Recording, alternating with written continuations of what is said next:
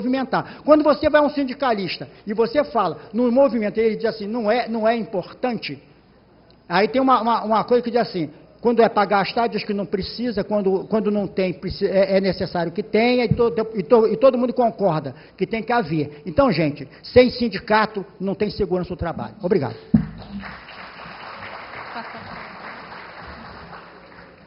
João Carlos, eu sou funcionário público e a realidade do funcionário público, realmente, como se trata de segurança e saúde ocupacional, é completamente diferente. Eu queria fazer uma pergunta à senhora. O Ministério do Trabalho, ele fiscaliza os órgãos federais, por exemplo? Não. Não faz parte da CLT. Ou seja, nós não somos regidos pelas NRs. Não é isso? Essa é a minha pergunta. Agora eu pergunto, como nós, aí eu trabalho na área de eletricidade e eu fiscalizo obras. Como eu, como funcionário federal, que não conheço as NRs, que eu não fui obrigado a fazer a NR10, por exemplo, posso fiscalizar as empresas terceirizadas que vão fazer serviços lá dentro? Isso tem sido um conflito para mim, e eu fiz um curso de mestrado onde falei sobre sustentabilidade. E eu fiquei constrangido com os meus próprios trabalhos quando eu fui, por exemplo, fazer levantamento como é a segurança e saúde ocupacional na Petrobras. Eu fiquei, assim, como eu não morri ainda nesse lugar? E eu, talvez, 90% de vocês estejam nessa situação.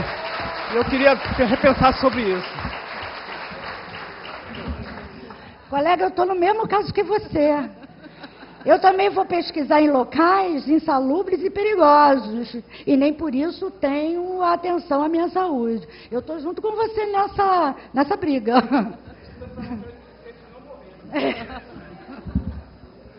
Ela que gostaria de falar, né? Só abrir mais uma. E aí a gente encerra. A última participação para fazermos as considerações finais.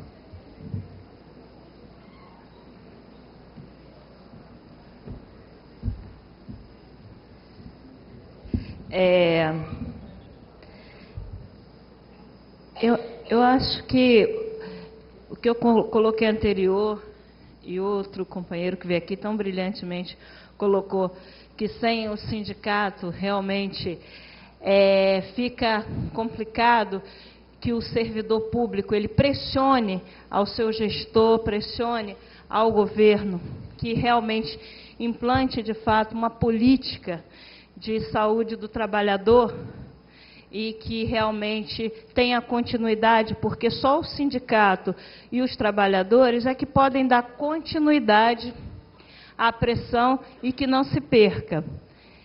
Eu queria, assim, a gente, quando começou a discutir saúde do trabalhador lá na UFRJ, a gente dizia assim, engraçado, os servidores públicos, eles fiscalizam as empresas, multam, né, e cobram que ela melhore as condições daquele ambiente de trabalho.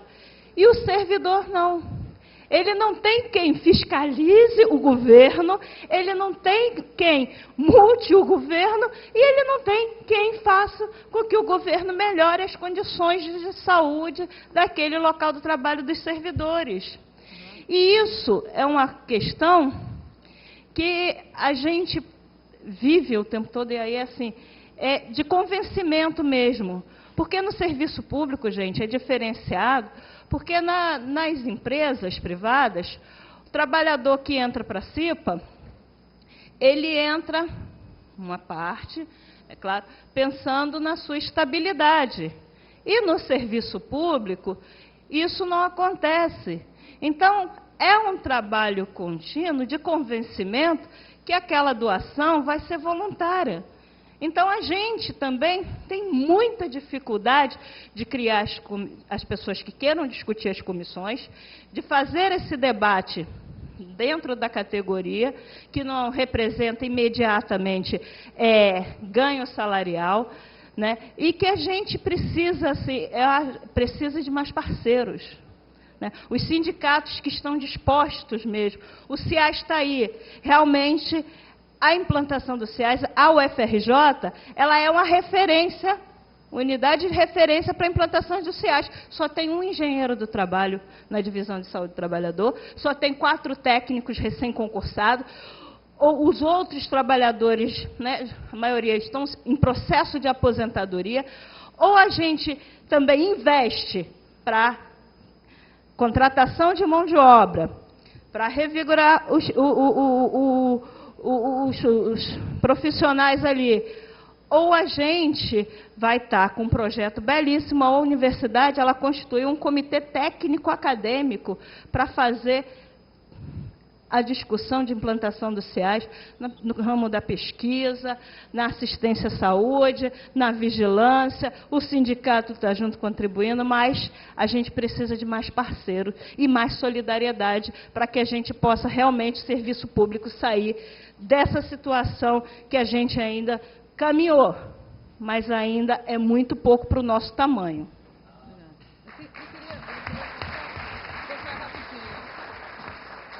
Poderia só se identificar para a gente? Rapidamente, quando se tocou no assunto da Poderia fiscalização, se identificar, porque a gente está gravando. Teixeira, Sindicato dos Médicos,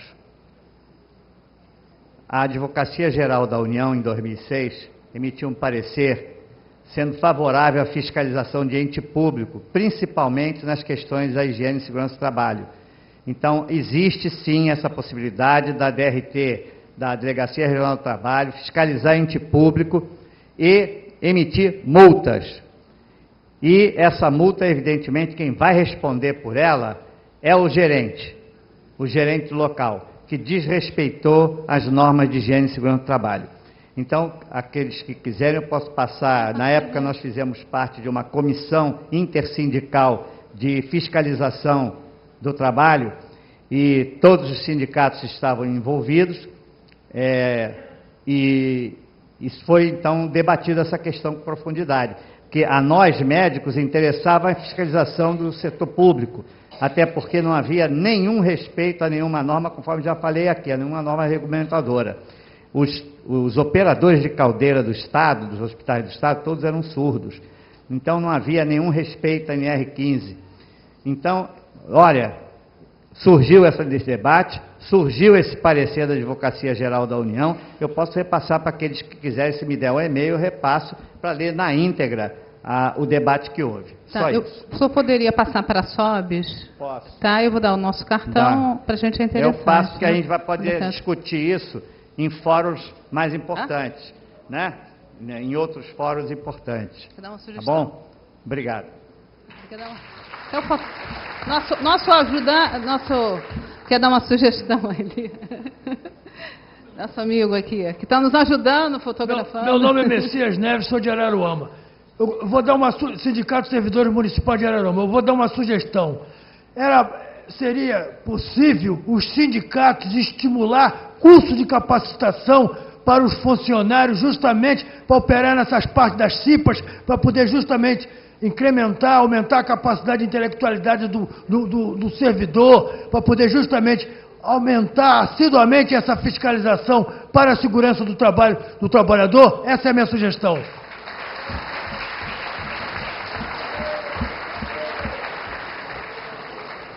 Um minuto para a mesa encerrar a sua parte, a sua fala, depois para as orientações visando o segundo período da tarde. Por gentileza. Bem, a gente tem muito a que debater e a conversar. Apesar da gente ter uma legislação trabalhista, né, que eu digo da CLT de 1945, mais ou menos, da época do Getúlio, né, e a gente ainda vê várias coisas que acontecem desde a Idade Média, desde da Idade da Pedra. E a SOBS ela vai lançar um livro que vai fazer uma retrospectiva de tudo que o ser humano passa em relação às condições de trabalho e vai chegar até a 7.410. Então, eu acho importante. Isso que a gente está discutindo, não sabia dessa parte do doutor, falou ali, que vai ser importante, até a gente tem convênio com o Ministério Público do Trabalho, e às vezes eles falam, a gente não consegue fiscalizar por não ter meios legais para isso, isso aí a gente pode auxiliar. Eu acho que essa contribuição está sendo muito boa, então o debate está sendo muito importante. Obrigada para vocês, tá? Senhora? Agradecer mais uma vez a vocês e dizer que a Fundacentro está aberta, né, para qualquer trabalhador, para qualquer instituição, e dizer que os sindicatos podem bater lá e podem pedir trabalho, sim, porque a gente está ali para trabalhar. Ok? Obrigada. Durante os intervalos, estarão ali fora a apresentação de livros ou exposição de livros, entre eles alguns livros motivacionais sobre comportamentos no trabalho e atitudes inteligentes. Tenham todos um bom almoço. Às 13h30 estaremos de volta para o segundo turno. Muito obrigado. Até daqui a pouco. Nós queremos convidar para a primeira mesa da tarde o doutor Marco Pérez e a doutora Maria Cristina Félix, ela que será moderadora da primeira palestra. Lembrando que vocês poderão fazer as perguntas se assim a mesa achar conveniente. Que tenhamos todos uma excelente palestra nessa primeira parte dos trabalhos dessa tarde.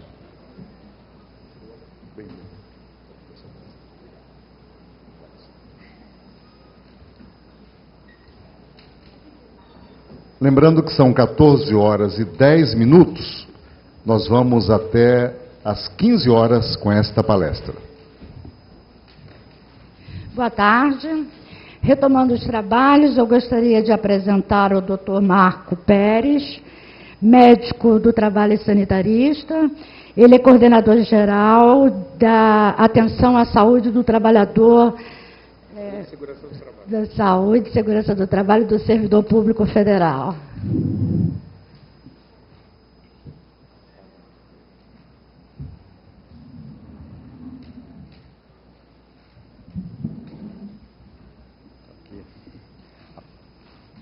Apagando meu celular também. Bom dia a todos, bom dia a todas. Boa tarde, desculpa. Boa tarde. Em nome do Departamento de Políticas de Previdência, Saúde e Benefícios do Ministério do Planejamento, eu gostaria de agradecer o convite para esse evento, convite aqui do Conselho Regional de Engenharia e Arquitetura do Rio de Janeiro, para a gente poder apresentar como é que vem sendo implantada a atual política de atenção à saúde e segurança do trabalho do servidor público federal e propiciar com vocês um debate ou algum questionamento ou alguma dúvida do que vem sendo feito atualmente nessa área dentro da esfera federal.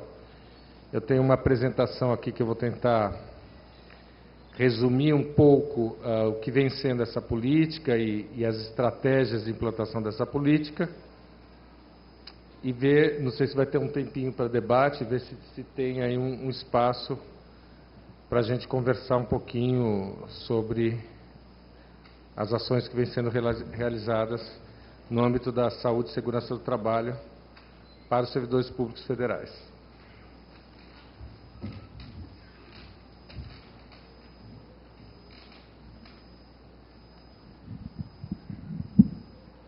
Bom, aqui tá. A política, né, aquela política de atenção à saúde e segurança na esfera do governo federal, ela só foi pensada